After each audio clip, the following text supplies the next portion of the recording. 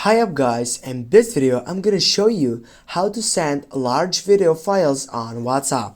For example, if I go to my chat section and if I type with this side of chat and if I go for I don't know side section and go for gallery, and if I go for videos and I type for this video, as you can see guys, there it is, a site which just give me to send 20 megabytes on that video section.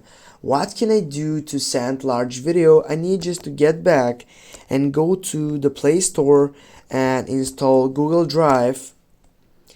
Install it if you don't have it. If you have it, just go open it and go on some folder, click on the plus icon, go for upload, select the video that you want to upload it, which is larger.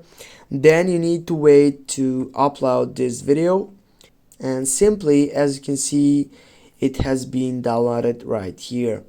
Now what you need to do, simply click on that three dots before the video, and as you can see, you have share option. You can share it with people and links, or also you can just go for copy link, and when you copy that link, just get off from here, go to that WhatsApp and just simply add it here, click on it, and guys, now this person, if click on that link, automatically will be related to that video on Google Drive.